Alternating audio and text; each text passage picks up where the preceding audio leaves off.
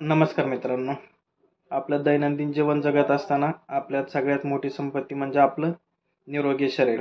जर शरीर निरोगी असेल तर आपला उत्साह भरपूर राहतो.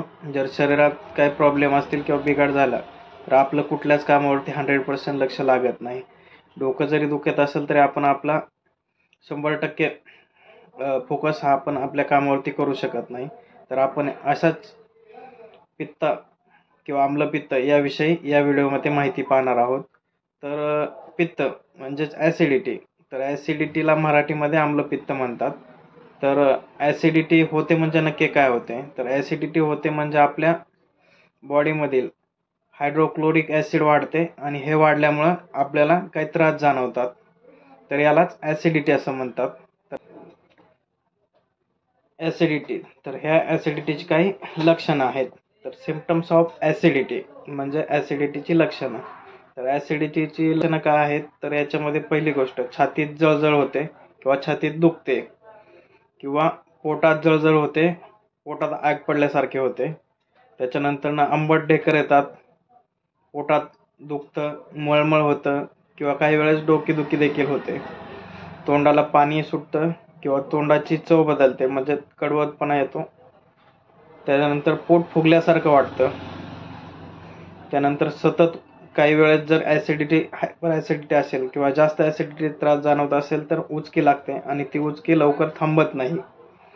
त्याच्यानंतर काही किंवा वृद्ध व्यक्तींना सकाळच्याला पोट साफ होत नाही. तर ही काही लक्षणं आहेत, ती ॲसिडिटीची लक्षणं आहेत.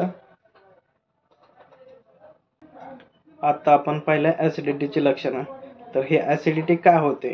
तर याचे काही कारणं असतात. तर आपण आता ॲसिडिटी होण्याची काही कारणं आहेत तर ती कारणे पाहूया. तर ही ॲसिडिटी होते तेलकट किंवा अति मसालेदार पदार्थ खाण्याने किंवा नॉनव्हेजचं प्रमाण जर जेवणामध्ये जास्त असेल तर यामुळे देखील ॲसिडिटी होते.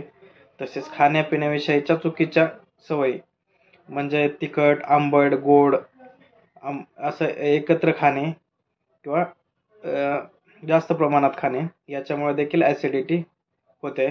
त्याच्यानंतर ताणतणाव. आता जीवन धावपळीचं प्रत्येकाचंच आहे. तर या धावपळीच्या जीवनात प्रत्येक व्यक्ती जेवणाला पाहिजे तेवढा किंवा पाहिजे त्या वेळेला जेवण करू शकत नाही. त्याच्यामुळे देखील टेन्शन येते किंवा त्यामुळे देखील ॲसिडिटी होऊ शकते. त्याच्यानंतर व्यसन, धूम्रपान. काही जणांना सिगरेट ओढण्याची किंवा दुसऱ्या काही तंबाखू वगैरे काही ह्याची व्यसन असते तर त्यामुळे देखील ॲसिडिटी होते. त्याच्यानंतर मद्यपान म्हणजेच अल्कोहोलचं सेवन करणे. अल्कोहोलमुळे देखील ॲसिडिटी होऊ शकते होते. त्याच्यामुळे देखील ॲसिडिटी किंवा थंड पेय जसं कॅफिनमुळे देखील ॲसिडिटीचा त्रास होतो. त्याच्यानंतर व्यायामाचा अभाव. आता व्यायामाला माणसं तेवढा पुरेसा वेळ देत नाहीत किंवा योग वगैरे करत नाहीत. तर याच्यामुळे देखील पोट साफ न होणे किंवा इतर आजारांमुळे देखील म्हणजे व्यायामाच्या प्रभावामुळे व्यायाम न केल्यामुळे देखील ॲसिडिटी होते. त्याच्यानंतर खराब जीवनशैली म्हणजे प्रत्येकाचं जीवन धावपळीचं झालंय तर याच्यामध्ये प्रत्येकाला त्याला देण्यासाठी पुरेसा वेळ नाही आहे. सकाळी लवकर उठणे किंवा उशिरा उठणे, संध्याकाळी उशिरापर्यंत जागणे याच्यामुळे देखील ॲसिडिटीचा त्रास प्रत्येकाला जाणवतो. त्यानंतर पोटाचे काही प्रॉब्लेम असतील तर काही जणांना आधीपासूनच काही पोटाचे प्रॉब्लेम असतात तर याच्यामुळे देखील ॲसिडिटी होऊ शकतं. त्याच्यानंतर चहा किंवा कॉफी. प्रत्येक माणूस कोणी भेटलं किंवा काही झालं तरी चहा ही एक प्रचलित पद्धत आहे आणि या चहामुळे देखील ॲसिडिटी होते. तर ही ॲसिडिटी झाल्याच्या नंतर अनेक उपाय आहेत. तर यातलाच एक उपाय म्हणजे जसं डायरेक्टली मेडिकलला जाणे, मेडिकलमधून ॲसिडिटीची गोळी घेणे आणि ती खाणे. याने ॲसिडिटीला तुम्हाला तात्पुरता सोल्युशन मिळतं, पण हा परमनंट उपाय नाही आहे. तर या ॲसिडिटी न होण्यासाठी तुम्हाला मी काही माहिती सांगणार आहे. जर तुम्ही अशा पद्धतीने तुमचं जीवन किंवा रुटीन जर ठेवलं तर तुम्हाला ॲसिडिटीचा त्रास होणारच नाही आहे. तर याच्यात पहिला पॉईंट, औषधं. तुम्हाला जर कुठलं मेडिसिन चालू असेल, इव्हन पेन किलर जरी घेत असाल तर ती औषधं जशी डॉक्टरनी सांगितलेल्या आहेत त्या पद्धतीने घेणे किंवा औषधं जर हे जेवणानंतरचे असतील तर जेवणानंतर औषध अर्धा तास किंवा 1 तास नंतर किंवा आधी सांगितले असेल तर ते आधी घेणे. तुमचं जे मेडिसिन रेग्युलर असेल ते रुटीनमध्ये घेणे, त्या चेंजेस न करणे.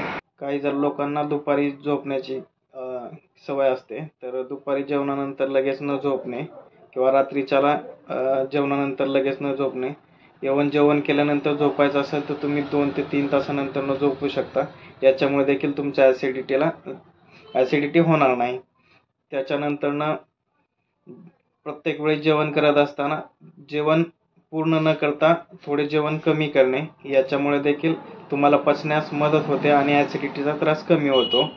त्याच्यानंतर डेली व्यायाम करणे, योग किंवा चालणे किंवा तुम्हाला जसं शक्य असेल तसं डेली अर्धा तास का होईना व्यायाम करणे. याने देखील तुमच्या ॲसिडिटीला चांगला फरक पडतो. त्याच्यानंतर रेग्युलर किंवा डेली जेवण करत असताना किंवा जेवणामध्ये वापरण्यात येणारा मसाला हा मसाला कमी प्रमाणात वापरणे, अति तिखट किंवा अति आंबट न खाणे. याच्यामुळे देखील ॲसिडिटीला फरक पडतो. डेली 3 ते 4 लिटर पाणी पिणे किंवा त्याच्यापेक्षा जास्त पाणी पिणे. याच्यामुळे देखील ॲसिडिटी होत नाही किंवा ॲसिडिटीचा त्रास कमी होतो. त्याच्यानंतर आहारामध्ये डेली किंवा जसं शक्य असेल तसं फ्रूट्स किंवा पालेभाज्या खाणे. त्याच्यानंतर अन्न नेहमी जेवण करत असताना अन्न चावून सावकाश हळूवार जेवणे. घाई गडबडीत जेवण केलं तर पचण्यास प्रॉब्लेम होतो, त्याने देखील ॲसिडिटी होते. तर तसं न करता हळूहळू सावकाश चावून जेवणे. गरज नसताना कुठली औषधं न घेणे. काही लोकांना सवय असतात, थोडंसं अंग दुखलं किंवा थोडंसं काही जाणवलं की लगेच जाऊन गोळ्या घेतात. तर अशा गरज नसताना गोळ्या न घेणे, याने देखील ॲसिडिटीवरची तुमचा चांगला उपाय. तर आता आपण पाहूया मेडिकलमध्ये मिळणारे ॲसिडिटीवरची मेडिसिन. तर मेडिकलमध्ये तुम्हाला रॅनिटिडिन, फॅमोटिडिन, ओमिप्राझोल, रॅबिप्राझोल, पेंटाप्राझोल, लॅन्साप्राझोल, इसोमिप्राझोल अशा टॅबलेट किंवा कॅप्सूल तुम्हाला ॲसिडिटीवरती मेडिकलमध्ये मिळतील. पण त्या तुम्ही फार्मासिस्ट किंवा डॉक्टरांच्या सल्ल्यानेच घ्या. याच्याने देखील तुम्हाला ॲसिडिटीवरती आराम मिळेल. व्हिडिओ शेवटपर्यंत पाहिल्याबद्दल धन्यवाद. तर तुम्हाला ही माहिती कशी वाटली कमेंटमध्ये सांगा. व्हिडिओला लाईक करा, चॅनलला सबस्क्राईब करा आणि ही माहिती आपल्या मित्रांना शेअर करा.